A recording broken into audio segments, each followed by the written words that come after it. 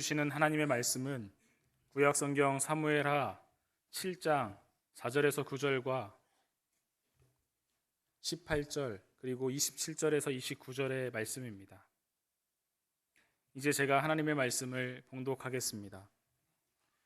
그 밤에 여호와의 말씀이 나단에게 임하여 이르시되 가서 내 종 다윗에게 말하기를 여호와께서 이와 같이 말씀하시되 내가 나를 위하여 내가 살 집을 건축하겠느냐. 내가 이스라엘 자손을 애굽에서 인도하여 내던 날부터 오늘까지 집에 살지 아니하고 장막과 성막 안에서 다녔나니 이스라엘 자손과 더불어 다니는 모든 곳에서 내가 내 백성 이스라엘을 먹이라고 명령한 이스라엘의 어느 지파들 가운데 하나에게 내가 말하기를 너희가 어찌하여 나를 위하여 백향목 집을 건축하지 아니하였느냐고 말하였느냐. 그러므로 이제 내 종 다윗에게 이와 같이 말하라.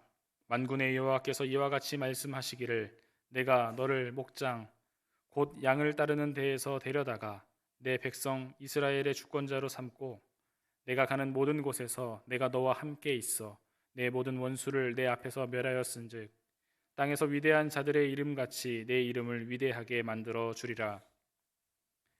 다윗 왕이 여호와 앞에 들어가 앉아서 이르되 주 여호와여 나는 누구이오며 내 집은 무엇이기에 나를 여기까지 이르게 하셨나이까.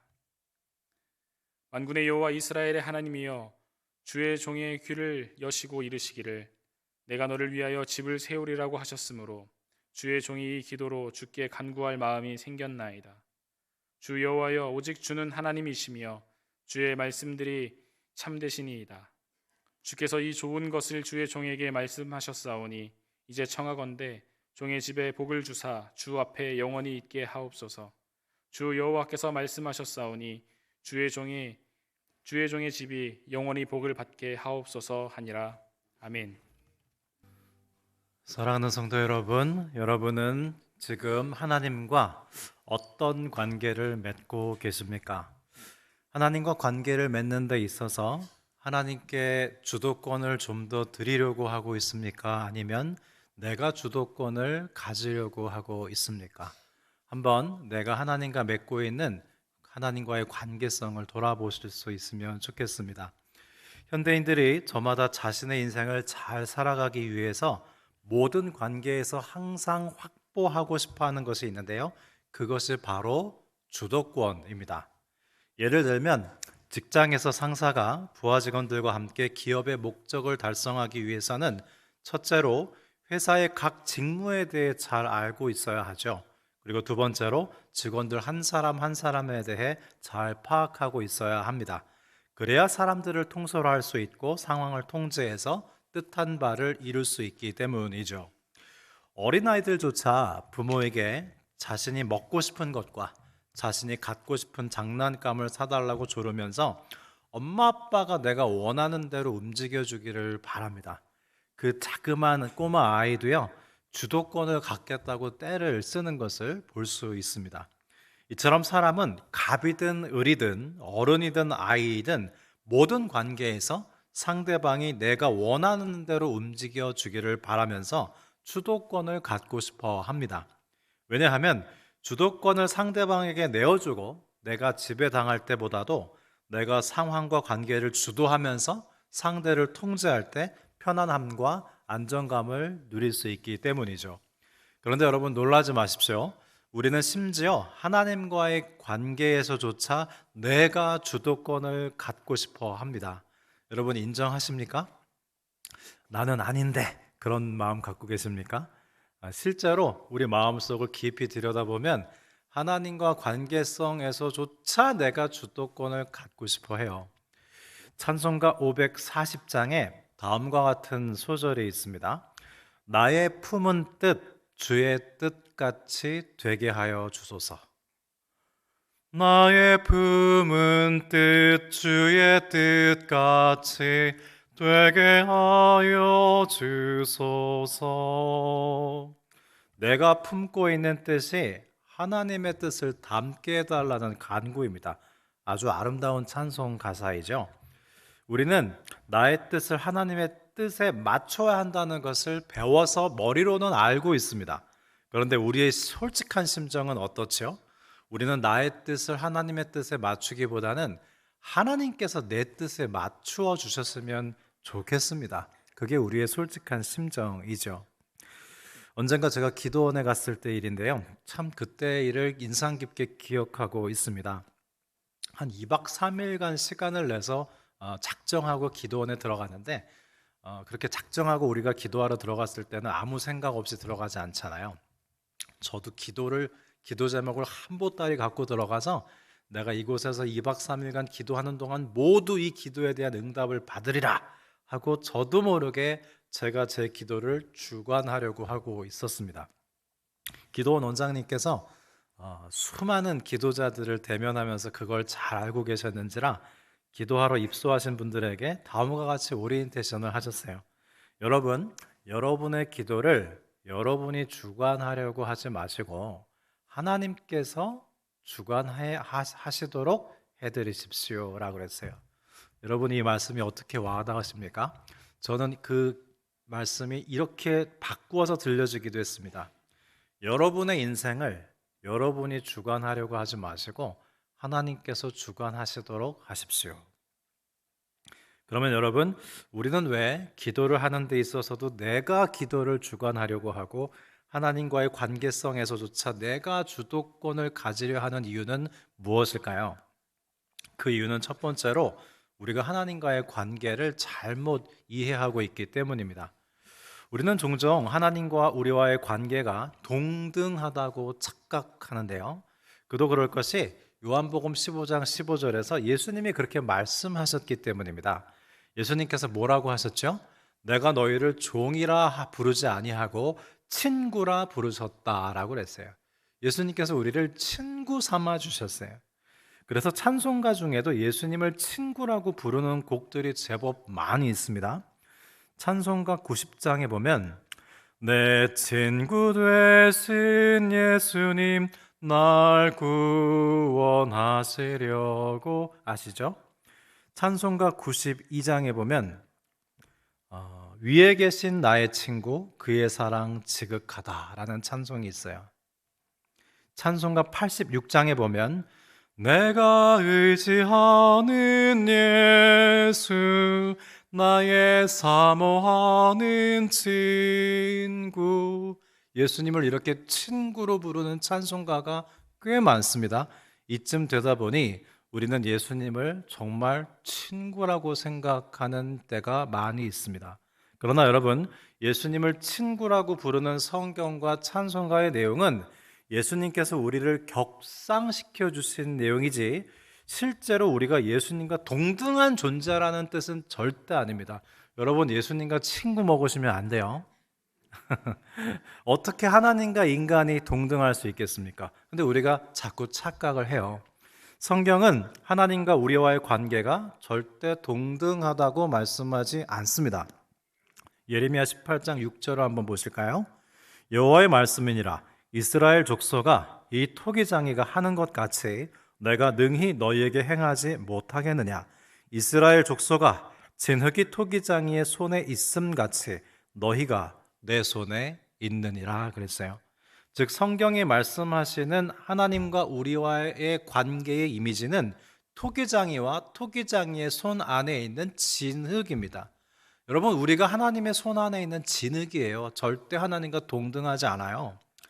도예를 전공하는 친구에게 이야기를 들은 적이 있었는데요. 도자기 조형 틀 안에 있는 진흙이요, 가만히 내버려 두면 얼마나 제멋대로인지 모른답니다. 진흙은요, 반드시 도공의 손에 의해 빚어져야 비로소 아름다운 형체를 갖출 수 있다는 거예요. 그러니까 제멋대로인 진흙이 감히 토기장에게 주도권을 가지려고 한다고 생각해 보십시오. 우리가 하나님께 대해 주도권을 가지려는 모습이 바로 그와 같다는 것이죠. 여러분, 기도도요, 내가 주관하려고 하면 기도가 아주 힘들었습니다. 여러분, 기도 많이 해보셔서 아시죠? 참 내가 의도한 대로 기도가 안 되지 않습니까? 새벽에 기도하러 이렇게 모이시면 난 분명히 A를 구하러 왔어요, 아침에. 근데 기도가 끝날 때쯤이면 B를 구하고 가요. 잠깐 기도하는데도 기도 내 마음대로 안 돼요. 그래서 여러분, 기도할 때 어떻게 하면 좋으시냐면 기도의 주도권을 하나님께 드리세요. 그리고 기도하는 동안 하나님이 나를 토기장이가 진흙을 빚으시듯이 하나님 나 좀 빚으세요 하고 기도에 들어가세요. 그러면 기도가 편안합니다. 내 기도를 내가 주도해서 내가 원하는 기도에 어떤 응답이 나타나야 하고 이렇게 내가 자꾸 주도하려고 그러면 그 기도는 참 피곤하고 힘들어집니다. 마찬가지로 우리의 삶도요, 하나님께 맡기지 않고 내 맘대로 하려고 하면 할수록 참 평안이 찾아오기보다는 왠지 모를 불안이 자리 잡기 마련이죠. 설사 명예와 부가 쌓인다고 하더라도 그것은 만족을 주기는커녕 내 영혼은 갈수록 굶주리고 목마르게 됩니다.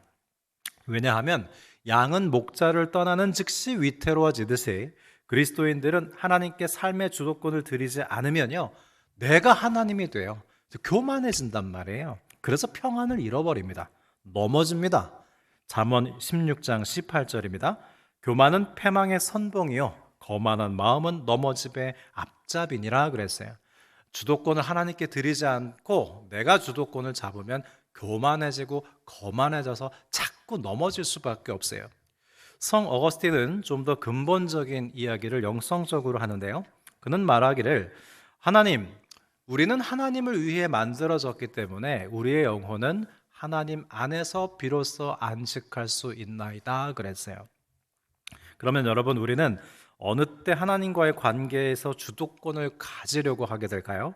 이미 말씀드렸습니다. 첫 번째, 하나님과의 관계를 잘못 이해했을 때, 감히 하나님과 나를 동등하게 생각할 때 우리는 주도권을 내가 가지려고 한다고 했죠.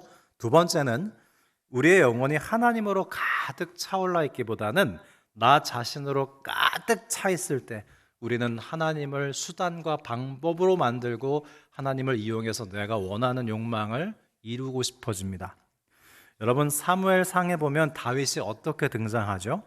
다윗은요, 왕이 되기 전엔 집도 없이 유리방황했고요, 항상 사울 왕에게 쫓겨다녔고 죽음의 위협 속에 살곤 했습니다.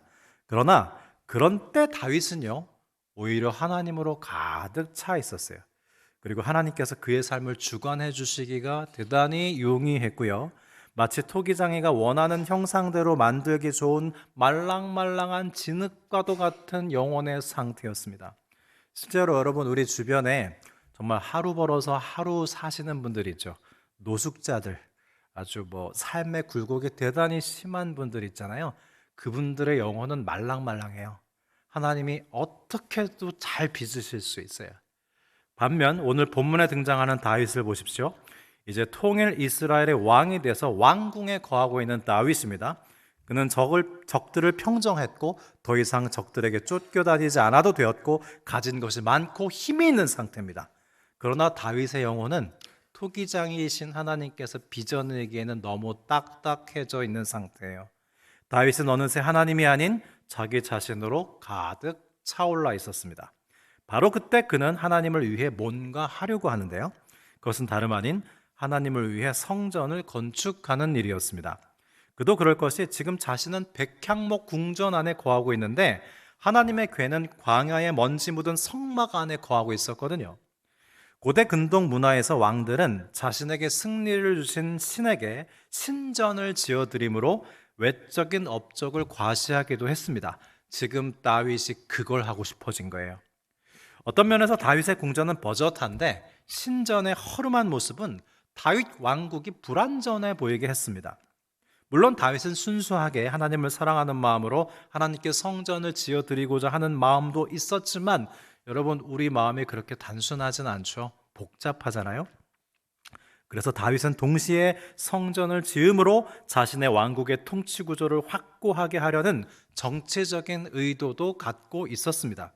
즉, 성전 건축은 다윗 자신의 욕망을 위해서 하나님을 이용하려는 의도도 포함되어 있었어요. 그 다윗의 마음을 꿰뚫고 계신 하나님께서 다윗이 성전을 지어드리려고 하자 이런지하에 거절하십니다. 하나님의 말씀을 요약하면 다음과 같은데요, 다윗아, 네가 나를 통해서 너의 나라를 세우는 것이 아니다. 내가 너를 통해서 나의 나라를 세우는 것이란다. 나 여호와를 통해서 자신의 왕국을 세우려고 했던 사람은 사울 하나로 족하다. 나의 나라는 내가 이루는데 그 방법은 네가 나를 이용하는 것이 아니라 내가 너를 통해 역사하는 것이다. 여러분, 이것이 다른 사람의 말로 들립니까? 다른 사람에게 해당되는 이야기인가요? 우리가 그렇지 않습니까? 우리는 하나님을 통해서 내가 원하는 것을 이루고자 할 때가 너무나 많습니다. 그런데 하나님께서 그걸 거절하세요. 바꾸신단 말이에요. 네가 나를 통해서? 아니야. 내가 너를 통해서 나의 일을 이루는 것이다. 그것이 하나님께서 말씀하시는 주도권입니다. 여러분, 이것은 신앙의 핵심 원리이기도 한데요.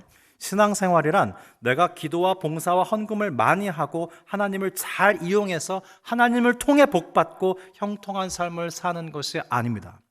오히려 하나님께서 나를 부르시고 하나님을 알게 하시고 하나님을 닮게 하셔서 나를 통해서 하나님의 나라를 이루어 가시는 것이 참된 신앙의 삶이에요. 우리는 자꾸 주객이 전도되죠. 하나님께 주도권을 드리기보다는 내가 하나님께 대해 주도권을 가지려는 경향이 다분하기 때문에 여러분, 우리는 수시로 말씀의 거울에 우리 자신을 비추어 볼 수 있어야 합니다. 우리 높은 뜻 정의교회의 핵심 가치는 하나님이 주인 되시는 행복한 교회죠. 하나님께서 주인 되신다는 것은 무슨 뜻일까요? 오늘 본문에서 말씀하시는 바대로 우리가 하나님을 통해서 좋은 교회를 세우는 것이 아니라 하나님께서 우리를 통해서 좋은 교회를 세우시는 것입니다. 성경이 말씀하시는 좋은 교회란 계속해서 주도권을 하나님께 드리는 교회예요. 오늘 본문에서 하나님의 상징적인 행동과 다윗의 상징적인 행동이 대비되고 있습니다. 하나님의 상징적 행동은 거닐다예요. 반면 다윗의 상징적 행동은 앉다로 되어 있습니다. 하나님은 다윗에게 자신이 신전에만 앉아있는 신이 아니라 성막 안에서 하나님의 백성들 사이를 거니시는 신이심을 분명하게 알려주시는데요. 6절과 7절 말씀을 원문에 가까운 번역으로 다시 읽어드리겠습니다. 나는 이스라엘 백성들을 이집트에서 불러낸 이후 오늘까지 신전에 앉아 있은 적이 없다. 그리고 나는 장막과 천막 가운데를 거닐고 있다. 내가 거니는 현장은 이스라엘의 백성들이다. 그러니까 하나님께서 거니시는 현장은 우리 성도님들 사이사이시라는 거예요. 저는 설교 중에 가급적 제 개인적인 이야기를 하지 않는 편인데요. 오늘은 본문 말씀과 관련이 있기 때문에 조금 나누어 보도록 하겠습니다. 약 20년 전에 제가 다니던 모교회 청년부 활동을 할 때였습니다. 순복음교회도 아니고 장로교회이고 또 압구정 한복판에 지성인들이 모이는 교회인데 하나님께서 대학생들한테 은혜를 되게 많이 주셨어요. 그래서 수련회 때 한날 1시에 500명이 한 번에 방언을 받기도 했습니다. 되게 신기하죠? 여러분 상상이 가십니까? 젊은이들이 모여서 저녁 집회하는데 500명이 그 자리에서 방언을 받았어요. 그리고 하나님께서 몇몇 지체들에게 계속 영적인 은사를 주셔서 계속 교회의 덕을 세워가도록 하셔서 뭔가 은사자들을 보는 것이 그렇게 저한테는 낯설진 않았습니다. 제 후배 중 하나는 기도 중에 환상을 보기도 하고 하나님의 음성을 듣기도 하는 후배가 있었는데 제가 신학을 하고 목회자의 길을 가려고 하는 걸 알고 저를 위해서 기도해 줬는데요. 이 후배가 저를 위해서 기도하다가 어떤 환상을 봤어요. 그는 저에게 이렇게 말해줬습니다. 선배님, 제가 선배님을 위해서 기도하다가 환상 중에 선배님이 심우하게 될 교회의 모습을 봤는데 그 교회의 건물이 명동성당보다 훨씬 더 아름다웠습니다. 그랬어요. 그러니까 이 친구는 자기가 본 건물 중에 명동성당이 제일 아름다웠나 봐요. 그래서 명동성당보다 선배님이 심우하는 교회 건물이 훨씬 더 아름다웠다고 환상 중에 자기가 그렇게 보았다고 저한테 알려줬어요. 저는 기대가 됐죠. 그러니까 그 후배 이야기를 염두하고 있었는데 여러분 이게 웬일입니까? 제가 담임 목사가 되어 보니 제가 심우하는 높은 뜻 정의교회는 교회 건물이 없었습니다. 여기서 한번 빵 터지셔야죠. 그래서 제가 그 후배한테 연락해가지고 놀려줘야겠다. 야, 너 환상 진짜 잘못 본 것 같아. 너 은사 맞냐? 이렇게 놀려주려고 하다가 환상을 잘못 볼 수도 있죠. 그리고 예언은 얼마든지 틀릴 수도 있는 겁니다. 대수롭지 않게 넘어갔어요.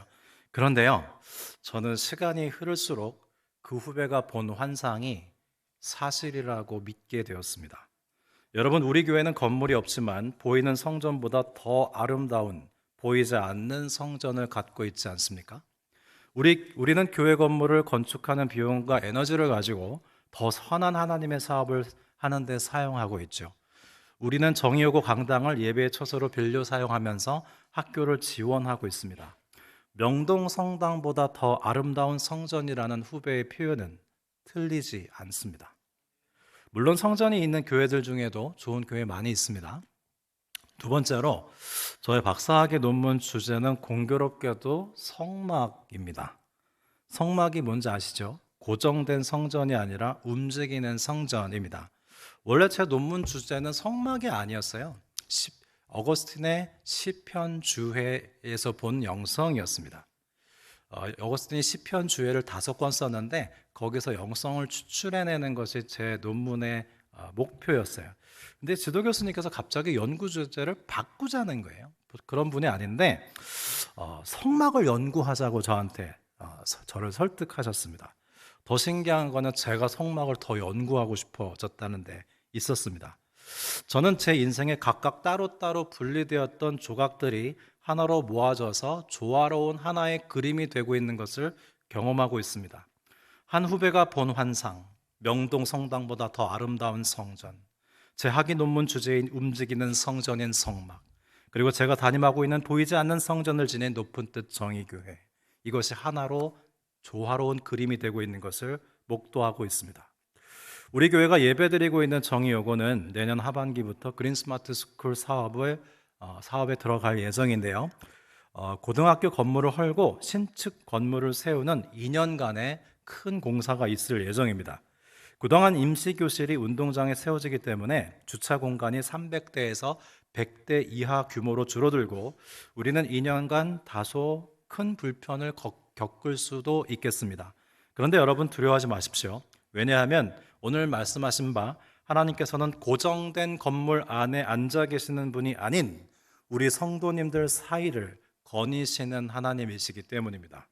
이스라엘 백성들이 하나님의 신부가 된 것은요, 애굽의 부요함 속에서가 아니었고 광야에서였습니다.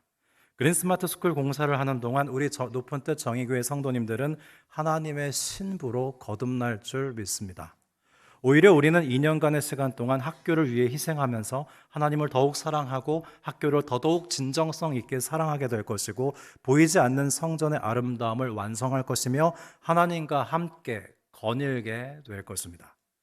하나님께서 신전에 앉아있는 신이 아니라 이스라엘 백성들 사이를 거니시는 신이라는 것을 알려주시자 다윗이 어떻게 하죠?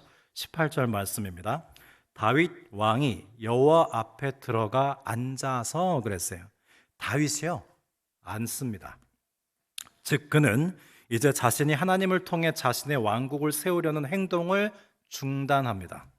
다시금 하나님을 의지하고 하나님께 순종하며 자신의 주도권을 내려놓고 겸손히 왕이신 하나님 앞에 나아갑니다.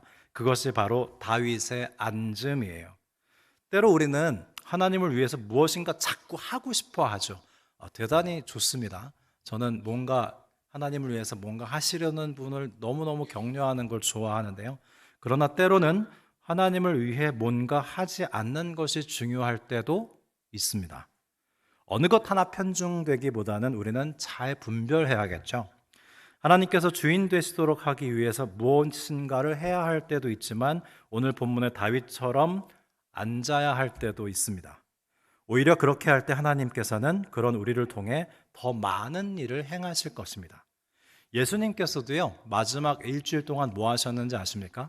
예수님은 생애 마지막 일주일에 그 어떤 기적도 행하시지 않았고 그 어떤 치유 이적도 행하시지 않았습니다. 예수님께서 마지막 일주일 동안 행하셨던 일은 하나님 아버지께서 자신에게 하나님의 뜻을 이루시도록 허용해드리는 것이었어요. 여러분, 우리의 삶도 갈수록 하나님께 주도권을 넘기게 될 겁니다. 우리의 몸이 쇠약해지고 가진 것이 없어져서 자연스럽게 하나님께 주도권을 넘길 수밖에 없겠지만 그 이유 때문만이 아니라 평생 살아본 결과 내가 자꾸 주도권을 가지려고 했을 때보다 하나님께 주도권을 넘겨드렸을 때 하나님께서 더 많은 선한 일을 행하셨다는 걸 알기 때문에 우리는 살아가면 살아갈수록 주도권을 점점 하나님께 넘겨드리기가 쉬워질 거예요. 그게 바로 영적인 성장의 상태입니다. 사랑하는 성도 여러분, 앞으로 높은 뜻 정의교회가 경험하게 될 상황에서 우리가 일관되게 취해야 할 방법은 하나님께 주도권을 계속 드리는 것입니다. 우리가 하나님을 통해 좋은 교회를 만들어가는 것이 아니라 하나님께서 우리를 통해 좋은 교회를 만드실 것입니다. 우리가 살아가는 세상 문화는 우리에게 자꾸만 상대방에게 주도권을 가지라고, 상대방을 지배하라고 충동하곤 하죠. 그런데 여러분, 진정으로 사랑하게 되면 어떻게 되는지 아십니까? 상대방으로 인해서 내가 변화되는 것을 허용하게 돼요. 여러분, 부부간에 서로 사랑하셔서 알잖아요. 상대방으로 인해서 내가 변화되는 걸 허락하잖아요. 그래서 서로 닮는 거 아니에요? 근데 상대방으로 인해서 내가 변화되는 것을 허용하지 않는다면 그건 진정으로 사랑한 것이 아닙니다. 우리가 하나님을 사랑할 때도 마찬가지인데요. 하나님께 주도권을 드리고 하나님으로 인해서 내가 변화되는 것을 허용해 드리게 돼요. 그게 하나님을 사랑하는 거예요. 또한 우리 높은 뜻 정의교회는 하나님을 사랑함으로 삼산학원을 사랑할 때 삼산학원으로 인해서 우리가 변화되는 걸 허용하게 될 겁니다. 우리는 삼산학원으로 인해서 편리함을 누렸습니다. 또한 우리는 삼산학원으로 인해서 불편함을 경험하게 될 겁니다. 어쨌든 우리는 삼산학원을, 이 학교를 사랑하면서 이 학교로 인해서 겪게 되는 변화를 우리는 받아들이게 될 거예요. 그리고 그 변화는 우리 높은 뜻 정의교회가 더욱 아름다운 교회가 되도록 할 겁니다. 오늘 본문은 그 유명한 다윗 언약인데요. 다윗 언약은 두 부분으로 구성되어 있습니다. 첫째 부분은 하나님의 주권을 드러낸 것. 다윗이 자꾸 주권을 가지려고 했다가 하나님이 아니라고, 주권은 내 거라고 말씀하셨어요. 두 번째 부분에서는 하나님께서 은혜를 드러내셨습니다. 다윗은 모든 것이 하나님의 은혜임을 깨달은 후 하나님의 주권 앞에 다시금 의존과 순종의 모습으로 하나님과 바른 관계를 맺었어요. 높은 뜻 정의교회 성도 여러분, 서두에 드렸던 질문을 다시 드리겠습니다. 여러분은 지금 하나님과 어떤 관계를 맺고 계십니까? 하나님께 주도권을 점점 더 드리고 있습니까? 아니면 하나님과의 관계성 속에서도 내가 주도권을 가지려고 하고 있습니까? 다윗 언약에서 다윗이 다시 한번 하나님의 은혜 앞에 의존과 순종의 모습으로 하나님과 바른 관계를 맺었던 것처럼 오늘 이 예배를 통해서도 우리도 하나님과 다시금 바른 관계를 맺으면서 주권을 하나님께 드리기를 바랍니다. 내가 하나님을 통해서가 아니라 하나님께서 나를 통해서 역사하시는 삶을 사시는 저와 여러분이 되시기를 간절히 기원합니다. 기도드리겠습니다. 하나님 아버지, 우리가 하나님을 통해서가 아니라 하나님께서 우리를 통해 하나님 나라를 이루심을 감사드립니다. 삶의 주도권을 아버지 하나님께 드리오니 토기장애의 손안에 있는 진흙과 같은 우리를 오늘도 주님의 형상대로 아름답게 빚어 주옵소서. 특별히 높은 뜻 정의교회가 보이지 않는 아름다운 성전이 되어가는 이 영적 여정을 복되고 아름답게 하여 주옵소서. 오늘도 우리의 삶의 현장을 거니시며 지금 여기 우리와 함께 하시는 주 예수 그리스도의 이름으로 감사하며 기도드립니다.